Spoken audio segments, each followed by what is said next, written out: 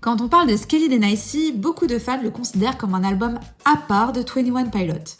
Un album considéré trop coloré, trop pop, complètement déconnecté de ce qu'on connaît du groupe. Les ambiances sombres, les métaphores lourdes de sens et ce côté expérimental qui fait toute leur identité. Mais si on regarde de plus près, Skelly & Nicey n'est pas du tout un accident pop sucré. C'est même probablement l'un de leurs albums les plus stratégiques et les plus calculés.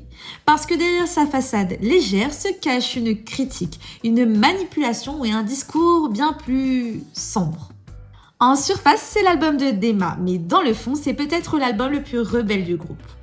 Aujourd'hui, je vais vous montrer pourquoi Skelly & Nicey mérite d'être réécouté avec un autre regard. Dès son annonce, le nom de l'album donne le ton. Et oui, Skelly & Nicey n'est pas juste un nom sympa, c'est une anagramme de Clancy is Dead. Sur le site dema.org.info, le fil rouge de l'ère de Trench, les documents et fichiers concernant Clancy sont supprimés. Et son compte est marqué comme Terminated par la municipalité sacrée de Dema. Dès le départ, Skelly & Nicey n'est pas présenté comme un album du groupe, mais comme un projet fabriqué par Dema pour effacer toute trace de rébellion. La pochette avec son dragon, ses couleurs saturées et son logo simplifié donne une impression de légèreté. Mais en réalité, c'est beaucoup trop lisse pour être honnête. Tyler a présenté Trash comme une créature presque enfantine, voire même une mascotte. Mais dans l'univers du lore, ce dragon est ambigu. Il peut être vu comme un produit de propagande, une image ou un symbole rassurant créé par Dema, mais il deviendra plus tard un allié de la résistance. Et puis, il y a des détails plus subtils.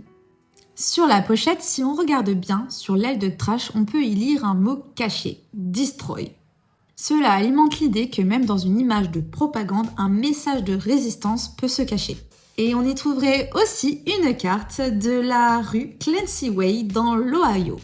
Ce serait un clin d'œil direct au clip Goner, la première version qui est sortie en 2012. Clip qui aurait été tourné dans cette rue où Tyler lui-même aurait probablement vécu. Mais attention, ceci n'est qu'une lecture possible. Rien de tout ça n'a été confirmé. Quant au logo épuré presque aseptisé, il tranche radicalement avec les logos des ères précédents. Il ressemble à une marque, un produit de consommation, encore une fois parfait pour la propagande. Il rappelle la forme d'un sai, une arme asiatique symbole de résistance et de rébellion. Et il évoque aussi la lettre E, que l'on trouve dans East is Up, le cri de ralliement des banditos, mais aussi le E sur la rose des vents qui représente l'Est sur les cartes de Dema et Trench. Même dans un album façonné par Dema, on retrouve des indices de rébellion. Tout ce qui entoure l'album donne l'impression d'un emballage coloré, vendeur, rassurant, mais un emballage vide si on n'ouvre pas la boîte. Les clips de Skelly & Nicey sont essentiels parce qu'ils mettent en image ce double discours. Shy Away, premier single, plein d'énergie et ses visuels saturés. Tyler se déplace dans un décor lumineux, mais artificiel, presque numérique. Et à la fin, tout s'effondre, comme si cette illusion pop n'était pas durable. Et la façade de Dema craque déjà.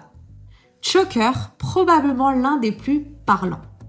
Tyler erre dans une boutique de jouets remplie d'objets colorés, comme un enfant qui serait piégé dans un univers factice.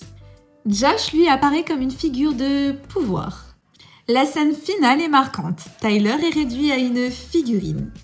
Pas d'armes, pas de violence, mais un processus implacable qui le transforme en objet.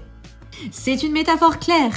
Dema réduit ses habitants à des coquilles vides, contrôlées, rangées et déshumanisées.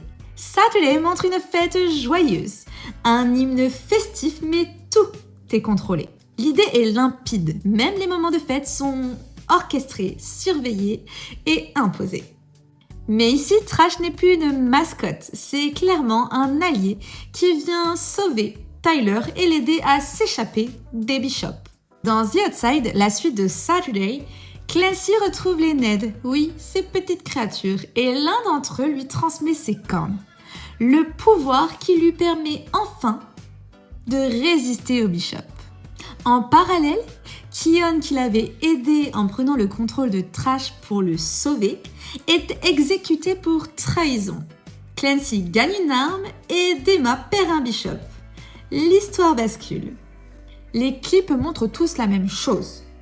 Une façade colorée, joyeuse, qui finit toujours par se fissurer et montrer la manipulation.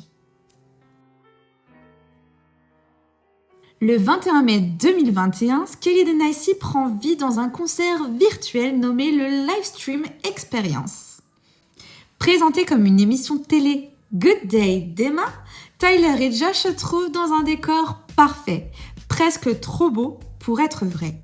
Deux Bishop apparaissent comme des maîtres de cérémonie ou présentateurs observant tout ce qui se passe. Mais l'ambiance est oppressante. Tyler semble enfermé, souvent ridiculisé comme un prisonnier forcé à sourire. Les chansons rebelles du passé comme Lane Boy, Eason, Chlorine ou même Trees sont souvent détournées, coupées, interrompues par des publicités d'Emma-Org. Et petit à petit, le vernis craque, les présentateurs se dégradent, leurs masques tombent et le chaos s'installe à l'écran. Jusqu'à ce que tout revienne à la normale comme si rien ne s'était passé. C'est exactement le fonctionnement d'une propagande télévisée. Montrer une façade idéale, cacher la vérité et effacer les fissures. Et là, on fait le lien direct avec un titre culte de Tyler. We don't believe what's on TV. Et oui, un message déjà présent dans Blurry Face et il résonne aujourd'hui dans le titre Never Take It. Une critique directe de la manipulation médiatique. Ces deux morceaux séparés par plusieurs années se connectent comme un fil rouge. Dans le lore, Skelly & Nicey est clairement l'album de Dema. Mais si on prend un peu de recul, est-ce que ce ne serait pas la même chose dans la vraie vie? L'album du label?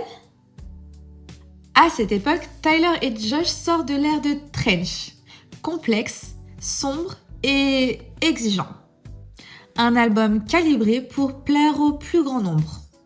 Et peut-être que leur maison de disques Fueled by Ramen leur a demandé quelque chose de plus pop, plus accessible et plus vendeur.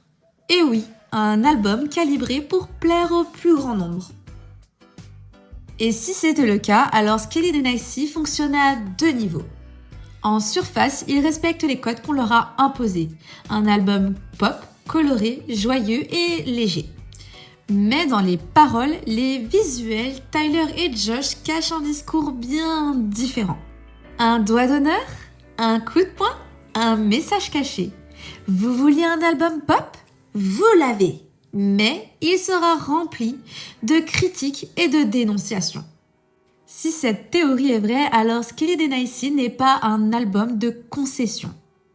Ce serait à la fois un projet de survie artistique et en même temps une ruse ultime.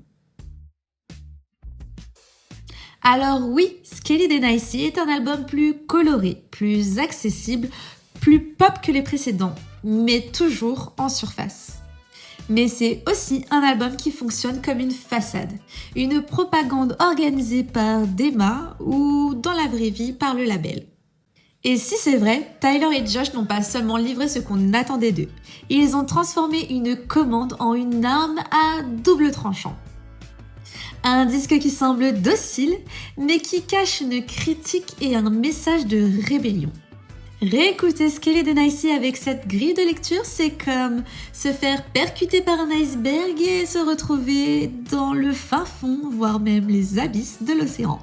Et croyez-moi, plus on descend dans les fins fonds, plus on se rend compte que cet album est brillant. Alors la prochaine fois que vous l'écoutez, ne vous arrêtez pas au refrain pop. Allez chercher les failles, les sous-textes, les fissures. Et après ça, vous verrez que Skelly & Nicey n'est pas l'album faible de 21 Pilots. C'est peut-être le plus intelligent.